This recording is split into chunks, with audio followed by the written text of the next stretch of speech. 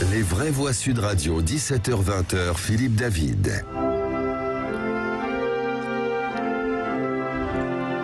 Vous reconnaissez l'hymne européen, le discours prononcé par Emmanuel Macron devant le Parlement européen n'a pas été particulièrement consensuel, puisqu'il n'a pas hésité dès le début à s'en prendre à la Pologne et à la Hongrie en affirmant, je cite, « Des voix s'élèvent aujourd'hui pour revenir sur nos grands textes fondamentaux qui ont pourtant été décidés souverainement par les États membres lors de leur adhésion. » Fin de citation. Et en demandant que le droit à l'avortement soit reconnu dans la Charte des droits fondamentaux, ce qu'a dû apprécier la nouvelle présidente maltaise du Parlement, Roberta Metsola, qui est opposée. Après avoir parlé des deux grands défis que sont le climat et le numérique, il a remis le cap vers l'Est en demandant à l'Europe de repenser les relations avec les pays des Balkans occidentaux pour leur redonner des perspectives sincères d'adhésion, avant d'appeler à un dialogue musclé avec la Russie, accusée notamment de, je cite, « déstabilisation, d'ingérence et de manipulation ». Le président de la République a souhaité que la France et l'Allemagne reprennent les négociations avec la Russie dans le cadre du format Normandie pour rechercher une solution politique au conflit en Ukraine, d'où notre premier débat. Avec Macron, la France peut-elle prendre le leadership de l'Europe? Et vous êtes 94% à dire non. Avec nous, Yves Bertoncini, président du Mouvement Européen France. Bonsoir. Bonsoir.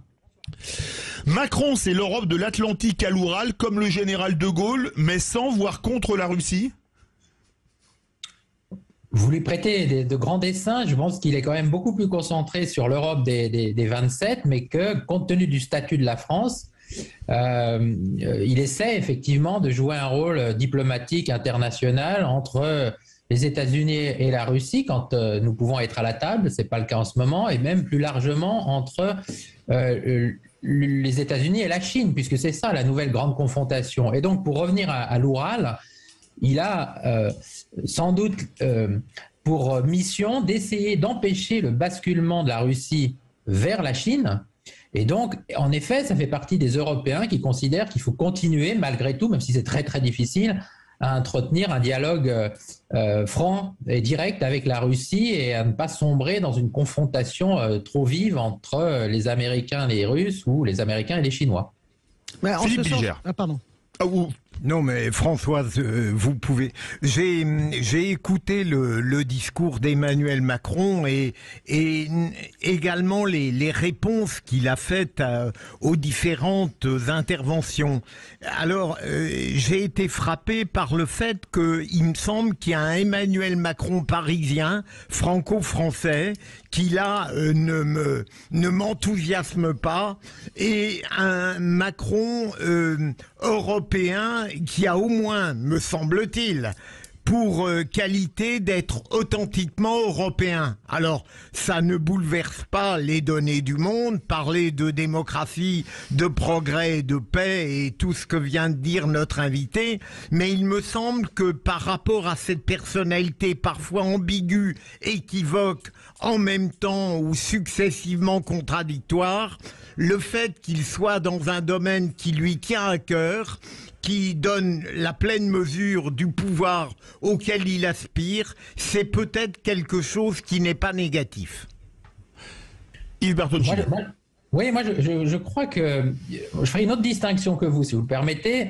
Jacques Delors parlait des architectes et des maçons en Europe. Je crois que c'est un grand architecte de l'univers européen, Emmanuel Macron, c'est-à-dire qu'il aime faire des plans d'ensemble, il aime discourir, il aime, comme il a fait encore aujourd'hui, expliquer quelle est sa vision de l'Europe dans le monde et pourquoi il faut qu'on renforce la souveraineté, l'identité. Et de ce point de vue-là, c'était un exercice de plus, mais utile, parce que là, plus prosaïquement, la France assure la présidence tournante du Conseil.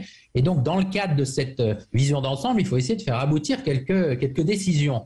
Mais le maçon, au pied du mur, pour l'instant, compte tenu des grandes visions qu'il a développées depuis le discours de la Sorbonne, a quand même un bilan qui est relativement mitigé. Alors, il y a eu le plan de relance au moment de la crise. Donc ça, oui, on lui doit. Et il a essayé de faire adopter une plan de relance face à la crise du coronavirus. Et donc, le maçon, il doit essayer d'améliorer, je dirais, son œuvre. Et pour ça, il a besoin d'alliés. Et c'est ça qu'il est allé chercher au Parlement européen, parce que vous avez parlé de sa posture française, qui est en fait la posture que peuvent avoir certains de nos présidents de la République, hein, qui sont élus au suffrage universel direct et qui prennent pratiquement tous les pouvoirs. En Europe, c'est autre chose. Et donc, il faut effectivement qu'il exerce une forme de leadership que lui confère le statut de la France. Hein. On est quand même l'un des pays les plus influents de l'Europe avec l'Allemagne, mais il faut aussi qu'il y mette du sien dans la façon dont il s'adresse à des alliés potentiels. Je crois qu'aujourd'hui, il a essayé de le faire, mais j'ajoute, si vous le permettez, que ce n'est pas toujours le cas. Et pour reprendre l'exemple de la Russie, quand il s'en est allé discuter pratiquement tout seul avec Vladimir Poutine, sans prévenir ses homologues, il a fait cavalier seul. Et quand on fait cavalier seul au niveau européen, on se retrouve isolé, on se retourne et il n'y a plus personne derrière. Aujourd'hui, il a essayé, en tant que président tournant de l'Union européenne, si je puis dire, d'avoir une posture un tout petit peu plus rassembleuse, une grande vision toujours, mais maintenant, voilà, c'est au pied du mur qu'on voit le maçon, donc on verra ce qui va se passer d'ici juin. Françoise Degois. Oui, pour rappeler que la posture que vous décrivez est celle de tous les présidents de la République, c'est-à-dire que quoi qu'il advienne, on maintient les relations avec, comment dirais-je, avec la Russie. Voilà, même au plus fort de la crise, j'ai le souvenir du voyage ukrainien, du voyage de François Hollande et d'Angela Merkel. Quoi qu'il advienne, on maintient, nous maintiendrons, disait Guillaume d'Orange, la maison d'Orange. Après, la vision d'Emmanuel Macron, je suis assez d'accord avec vous, avec ce que vous dites. Hein, c'est, si j'étais plus méchante que vous êtes tellement diplomate, vous êtes tellement européen dans la finesse du consensus. Moi, je vais mettre les pieds dans le plat. C'est cette expression que j'adore, grand diseux, petit faiseux. C'est vraiment ça. C'est-à-dire que voilà, il y a les moulinets, il y a les décisions qui sont vraiment pas extraordinairement. Franchement, il n'y a pas de quoi se relever la nuit. On renverse pas la table avec Emmanuel Macron sur même l'idée. Je suis d'accord avec l'idée que c'est sa sincérité absolue. S'il en a une, c'est celle-là. Et gardons-lui et donnons-lui. Mais il n'y a rien d'extraordinaire dans ce qu'il pense de l'Europe. À part nous vendre la chimère de l'armée européenne, ça n'arrivera pas. Voilà, d'une défense commune européenne. Mais sur le plan de relance, je suis d'accord. Il l'a obtenu parce que Angela Merkel l'a accepté et que c'était l'intérêt des Allemands. Et lui l'a obtenu. Donc nous pouvons lui faire crédit. Mais à part ça, si vous voulez, je ne vois pas, comment dirais-je, les vrais sujets. Vous en serez d'accord avec moi, les amis. Il y a un sujet flux migratoire qui arrive. Il y a un sujet immigration. Comment les Européens vont pouvoir gérer ensemble cette question qui ne fait que commencer? Je me souviens... J'étais à New York à l'Assemblée Générale des Nations Unies. À l'époque, il y a 20 ans ou 25 ans déjà, Madame Ogata, qui s'occupait du Haut Commissariat aux réfugiés, disait déjà, au début des années 2000, le 21e siècle sera le siècle des réfugiés climatiques. Elle parlait déjà de cela. Donc on va avoir 100 000, 150 000, 200 000 personnes qui vont venir taper à la porte de l'Europe. Voilà, moi, un président visionnaire, ce serait quelqu'un qui déciderait, il déciderait pas parce qu'on peut pas le décider, vous avez raison, mais qui dirait, voilà, comment on se saisit de la question de l'immigration, comment on n'érige pas des barbelés complètement illusoires, comment est-ce qu'on règle cette question, comment est-ce qu'on accueille dignement les gens, comment on organise les flux migratoires. Voilà des sujets profonds, puissants, mais ça c'est des sujets complexes. Et mon sentiment, c'est que Emmanuel Macron, il a tout à fait raison, il a 6 mois de présidence, il n'a pas décidé de se faire mal. Yves Bertoncini. Alors, il a parlé de ces sujets-là, y compris sans doute avec un œil sur l'agenda électoral national. Hein. Alors, on parle de la réforme de Schengen, oui. Ça c'est-à-dire le contrôle à nos frontières extérieures. Vous savez que tout le monde reparle de la réforme de Schengen depuis Nicolas Sarkozy. On ne fait que... Vous êtes d'accord avec moi que c'est probablement la phrase qui revient le plus quand on dit Europe, hop, réforme de Schengen. Europe, absolument. Réforme de Schengen. Europe, réforme de Schengen. Personne ne sait ce qu'on met dedans. C'est pour ça qu'effectivement, je faisais allusion à ces arrière-pensées sans doute électorales. En fait, le vrai sujet de fond que vous évoquez place Emmanuel Macron dans une position d'équilibriste, je dirais. Parce que vis-à-vis des migrants, l'Europe est divisée en deux camps, si je simplifie. Ceux qui pensent que les migrants sont des victimes quand ils sont des demandeurs d'asile, voire des ressources utiles. Exemple, les Allemands. Globalement, les Allemands pensent ça. Et d'ailleurs, la nouvelle coalition allemande a été extrêmement claire sur le sujet en disant « Nous avons accueilli 1 million de migrants, ça s'est très bien passé et on en accueillera d'autres. » Voilà. Et pour le bien de l'Allemagne. Bravo. Et puis de l'autre côté, vous avez Viktor Orban qui considère que les migrants sont des menaces, et d'ailleurs il agite cette menace, parce qu'aucun migrant n'a envie d'aller en Hongrie, hein, par parenthèse. Tu m'étonnes. C'est une langue difficile à apprendre, et que de toute façon il se sentirait pas très utile dans ce pays-là, et qui n'est pas très attractif. Mais quand même, c'est clair, au moins Viktor Orban, et on met des murs, il n'entre pas. Je dois dire qu'Emmanuel Macron, effectivement, est dans une position pas à mi-chemin, mais enfin qu'il n'est jamais très à l'aise. Il a essayé de l'être aujourd'hui. Il insiste beaucoup sur le contrôle des frontières extérieures. Il insiste beaucoup, il l'a fait encore, hein, sur les accords avec les pays sources ou de transit. Il y aura un grand sommet UE-Union africaine sous présidence française. Et puis bon, oui, il glisse bien qu'il faut aussi faire preuve d'humanité, puis aussi que on doit accueillir une partie des migrants qui se présentent à nos portes. Mais enfin, sans doute qu'il a là un œil sur la vie politique française, et qu'en tout cas, il est très ambigu sur cette idée-là. Or, c'est nécessaire pour arriver à un consensus européen qu'il y ait une sorte de partage entre, évidemment, la fermeté n'entre pas qui veut en Europe, le renvoi de ceux qui n'ont pas vocation à y rester, mais en même temps, le partage des flux migratoires, un partage équilibré. Et rappelez-vous, quand Emmanuel Valls avait dit, ça date pas de... Pardon, Manuel Valls. Manuel, ça date pas d'Emmanuel Macron. On en prendra 30 000 et pas un de plus, il avait dit. On les a jamais pris, ces 30 000. Jamais. Donc jamais. La France, en fait, voilà... Elle se défile, elle se beaucoup de projets et aussi beaucoup de faiblesses, parce que c'est un pays qui ne va pas très bien. Olivier d'Artigol. Oui. De quoi le macronisme est-il le nom? On pouvait peut-être se dire sur le début du quinquennat, sur la période jupitérienne, c'est une ambition européenne, qu'on la partage ou pas d'ailleurs. Mais au final, rien ne s'est passé en termes de grands débats et de construction. C'est-à-dire la France s'est affaiblie, l'Europe s'est affaiblie. Quand vous voyez que le dossier ukrainien est géré directement entre Russes et Américains. On a vu la manière dont ça a pu se passer sur certains épisodes de la crise sanitaire. Ce qui s'est passé aujourd'hui à Strasbourg, la pièce était jouée d'avance. Je vois que certains chouinent parce que ça a été trop franco-français, ça a toujours été le cas. Ça s'est toujours passé comme ça, qu'un président se présente au Parlement européen.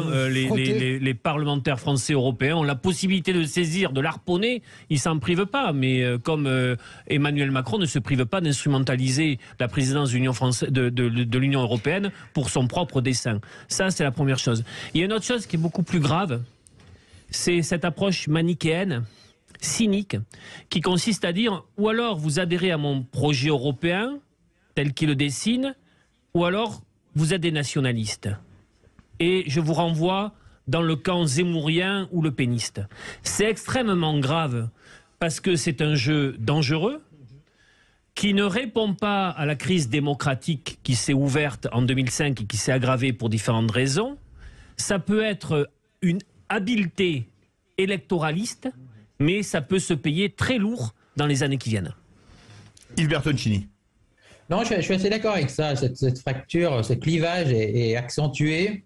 Et en effet, Emmanuel Macron n'a pas le monopole de l'Europe. Tout ne se réduit pas à l'opposition entre les européistes ou alors les europhiles. Mais il y a plusieurs nuances d'europhilie. Et puis de l'autre côté, ceux qui seraient des nationalistes. Hein. Et il y a d'ailleurs plusieurs nuances de nationalisme, il me semble, y compris dans cette campagne électorale. Voilà. Donc, ayant dit cela, il veut quand même essayer de construire l'Europe. Il pense que l'Union fait la force. Il a tracé la route, l'identité, la souveraineté européenne. C'est vrai qu'il projette quand même aussi au niveau européen beaucoup des problèmes français. C'est-à-dire que la question, c'est est-ce que la France peut être leader? Il faudrait déjà que la France se porte mieux pour qu'elle soit leader. Ce qui fait envie d'ailleurs pour nos alliés, comme d'ailleurs pour les migrants, hein, c'est les pays qui vont bien. Vous voyez, l'Allemagne, les gens essayent d'aller en Allemagne. Pour nos alliés, la France aurait un peu plus d'influence, même si c'est un grand pays qui évidemment fait partie des leaders, si elle se portait mieux, pas seulement politiquement, mais économiquement, socialement, si elle était moins revendicative, parfois donneuse de leçons au niveau européen. Et au fond, le paradoxe d'Emmanuel Macron dans ce contexte, c'est qu'il a été élu en gros au premier tour par 25% d'europhiles. Hein. D'ailleurs, il y avait des drapeaux européens dans sa campagne. Peut-être va-t-il d'ailleurs essayer d'être à nouveau au premier tour soutenu par tous ces europhiles. Mais qu'en même temps, une fois élu, je dis bien en même temps, il a indiqué que l'urgence, c'était de refonder l'Europe. comme s'il fallait tout changer, il n'y avait rien qui allait, vous voyez. Et je crois que là-dessus, d'abord c'est peut-être une habileté tactique du point de vue français, mais en tout cas, ça ne rencontre pas l'écho espéré au niveau européen. Parce que si vous demandez aujourd'hui à des Allemands, ils vous diront que l'Europe, bon, c'est pas si mal, que peut-être il faut l'améliorer ici ou là. Madame Merkel avait même dit, les Européens, on doit prendre notre destin en main, mais ils ne veulent pas refonder l'Europe.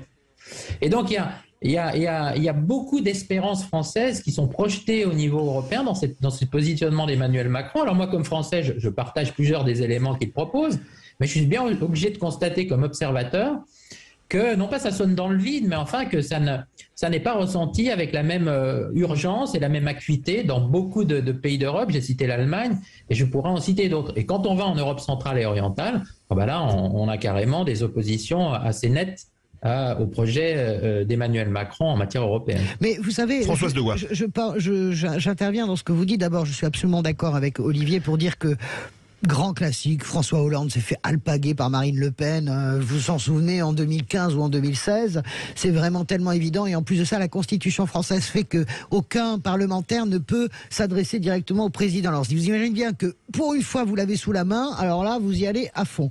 Et le club des ouin-ouin, hein, depuis ce matin, ouin, ça chouine sur toutes les chaînes de télé, de radio, là, mon Dieu, c'est affreux, ces Français mal élevés, qui se sont pas occupés. Bon, écoutez, d'abord, vous découvrez pas la Lune, et puis, il faut arrêter, Emmanuel Macron n'est pas en sucre, lui instrumentalise complètement sa présidence européenne, voilà, c'est bonne guerre, on est en présidentielle. Je voudrais juste dire quelque chose concernant Emmanuel Macron. Je suis d'accord avec vous sur l'idée qu'il voulait tout refonder, mais la réalité aussi, c'est que les citoyens européens sont des gens heureux. Quand vous faites l'idée que l'Europe va mal et est une source de souffrance, de chagrin, etc., tous les sondages auprès des Européens disent la même chose. Les citoyens européens sont heureux de vivre en Europe. Et deuxième point sur l'ambiguïté, parce que vous le dites très bien, moi je dirais que c'est la faudercherie macronienne. Excusez-moi, il parle de l'avortement, mais quand même tout son groupe a voté pour la présidence de la Maltaise qui est anti-avortement, mais ça c'est normal parce qu'à Malte c'est la règle, hein. Je pense que 95% de la population est contre l'avortement.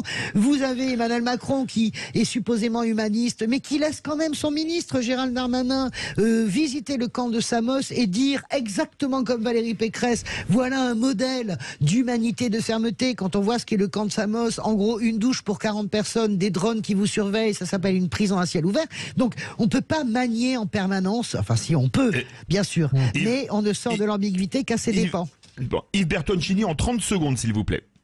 Écoutez, je pense que sur le droit à l'avortement, je suis assez d'accord. C'est pas une compétence européenne. L'Europe, elle décide pas de tout, hein, ni du droit à l'avortement, ni du mariage pour tous, par exemple. Et donc c'est vrai que là, c'est un positionnement tactique d'Emmanuel Macron qui sentait la campagne électorale. Pour le reste, écoutez, c'était un discours de bonne facture qui réaffirme ses ambitions européennes, mais maintenant, il est confronté à un premier bilan d'étape, si d'aventure il avait un second quinquennat, ou alors bilan final au titre de cette présidence française du Conseil. Merci beaucoup Yves Bertoncini, président du mouvement européen France. Verdict sur Twitter avec Macron.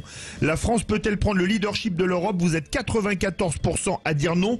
On se retrouve tout de suite pour la chronique présidentielle de Philippe Rossi.